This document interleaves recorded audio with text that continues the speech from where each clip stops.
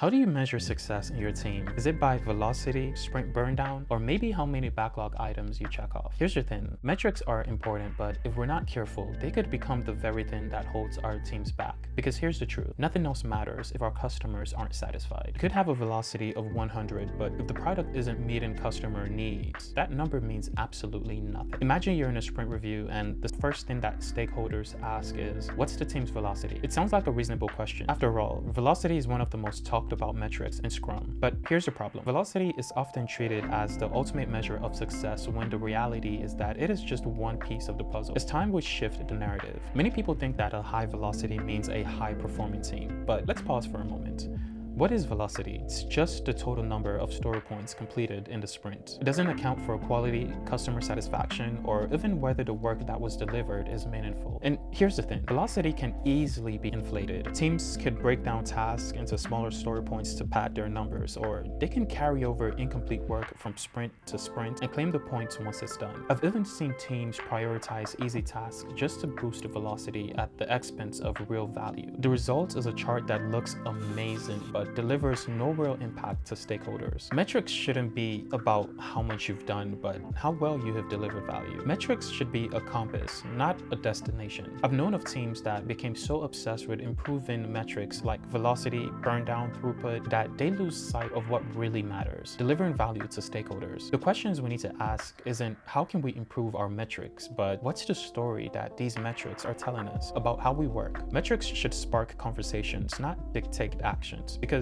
at the end of the day, if your metrics looks great, but your customers are frustrated, then we've missed the mark. Another trap that we often fall into is treating all metrics as equally important. For example, focusing too much on sprint burn down charts might make the team feel rushed to complete tasks at the expense of quality. Over-relying on velocity might discourage teams from experimenting with new, innovative approaches because they fear that it may hurt their numbers. The truth is, the best metrics are those that aligns with your team's goals and values. For some teams, that might mean tracking cycle time to improve flow. For others, it could mean measuring customer satisfaction or defect rates. The key is to tailor your metrics to what truly matters, because no single metric can capture the complexity of delivering value. Instead, what we could do is to focus on outcomes, not just output. The ultimate question isn't how much we do, but what value did we deliver? We need to shift the focus from completing tasks to achieving meaningful outcomes. For example, instead of celebrating a velocity of 80, we can celebrate that we delivered a feature that solved a key customer's pain points, because customer satisfaction is the ultimate measure of success. Secondly, I believe that metrics should be tools for understanding, not just a scoreboard. Instead of looking at a velocity chart and saying,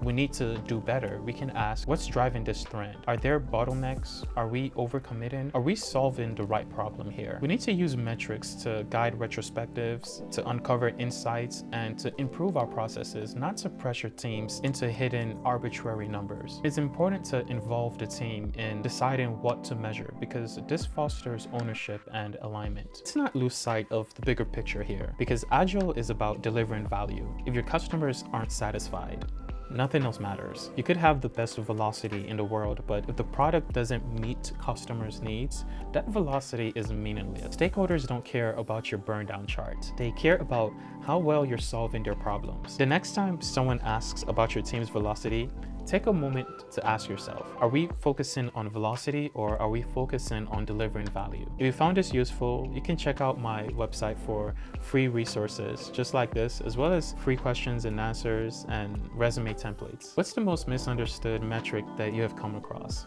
Let's start a conversation down below.